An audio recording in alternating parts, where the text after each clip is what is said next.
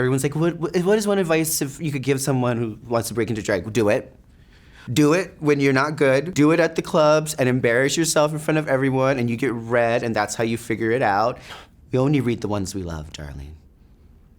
Hey, I'm Sasha Colby, and today I'm taking a look back at some of the moments that have shaped my career and my identity. This is Becoming Sasha Colby. Drag kind of came naturally, I guess you could say, to someone like me. It was kind of my first therapy or safe space to go to. Being more than half Hawaiian, I don't look it, so already being queer, very flamboyantly feminine, being light-skinned, and then a weird church kid. School was like a minefield for me, I must say.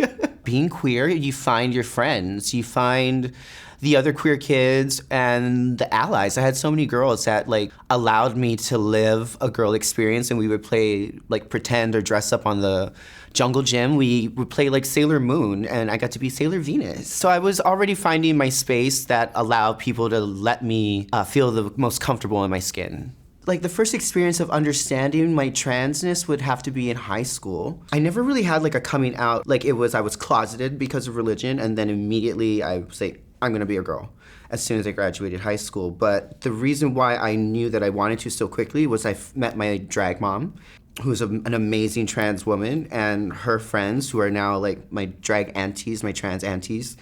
And it was those women that I got to see have healthy relationships with their families and with, significant others, and they had a career and they were functioning people in society, which is not what the media or the government likes to paint for us. So when I realized that there was a really safe space and you could still be successful, I was like, sign me up. The wild thing is that drag and me transitioning were hand in hand. It kind of happened all in the same time. I grew up in the dance studio, so I was dancing in high school, and that was my gay awakening. I met, my first friends who are still my friends to this day. They showed me my first drag show, which happened to be mostly trans performers in them, which is very common in Hawaii. So really transitioning and doing drag kind of all flowed together for my experience. So like I said, I was in dance, and we were always down for a good competition. We actually used to dance for the Miss Hawaii pageants, and I found that pageants, because before Drag Race, if you wanted to be in the drag world and make a living, you had to do pageants. So I found that as my way to still be able to perform and use all the things that I learned through dance while still maintaining my queerness. I soon after ran for Miss Hawaii Continental, was my first prelim for Miss Continental. I was 21 years old, brand new baby, and was able to win the prelim and then go to the nationals where I placed 5th place, which is insane for the first timer and so young. I did make quite a bit of waves there. And that kind of just gave me a lot of momentum to have a lot of eyes on me. And I'm a Leo, so I like them. I like an audience. Okay, let's keep going. Sasha Colby! Period. Walking into the workroom was wild because it's like Drag Race. You're turning that corner, and then you feel people that are your fellow competitors and your contemporaries, and they already know who you are. Makes you feel old. That's what it makes you feel like. Iconic. When they call me legendary, that's just nice for old. Your first entrance look is so important because that's kind of your brand. It's what your first snapshot if someone was to say, who are you?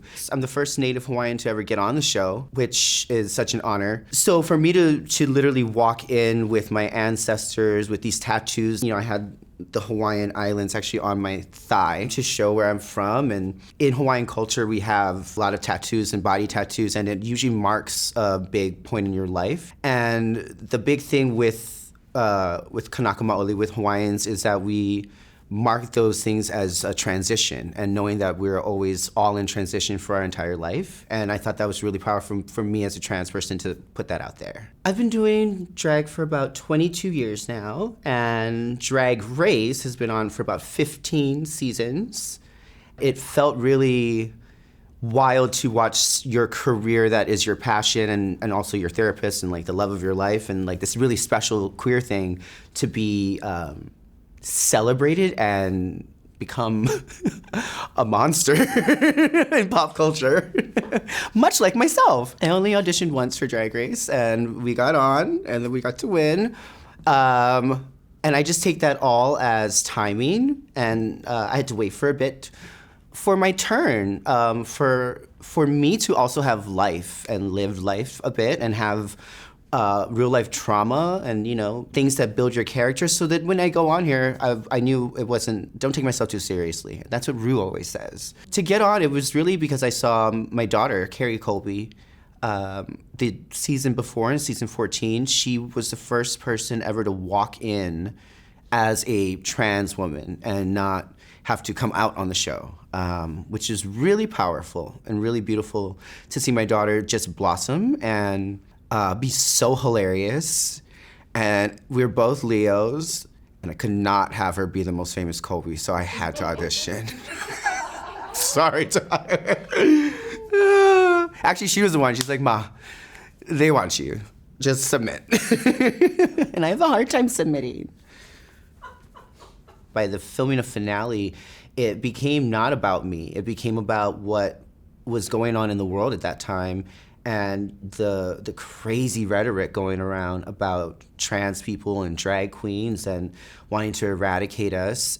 I could not actually even focus on the finale and trying to like win a competition. I was focused about our livelihood, and I was actually really angry about it. And what is the best form of protest? Drag. So I figured I would use myself as a protest and do what naturally comes to me, saying F off naked to the people. So I am going on tour on my first nationwide one-woman show. And, you know, I had a really good time this past year. I had a really great reign and am enjoying all the perks. But really what I want to do with this privilege and platform is do my art and create. And a lot of people just think that this just happened, like I just came out as mother, but there's so many people that mothered me and gave me all the knowledge that I can be able to be successful and of use now. And I really want to pay honor to that, and I really want to honor the new generation of drag in whatever shape and form that is. And I'm actually having an open call for all those 22 cities. If you're a local drag performer, up and coming, have not been on stage very often, have not had opportunities to do drag in your city, here's a chance for you to perform with me on my own tour, looking for drag kings, looking for non-binary, looking for AFAB queens, looking for everyone. I want to see good drag. I love telling stories, and that's what I hope to be doing 5, 10, 20 years from now, hopefully with a few awards. But really just being able to use this opportunity to be that little kid again. That little kid who locked herself up in her room, in her bathroom, and got into drag without even knowing that it would save her life a few times. It would give her a life and a career and allow a lot of people through my pain and queerness to relate to me and feel empowered after watching me. If I could go back in time, I would say, Sugar, honey, you did it, babe.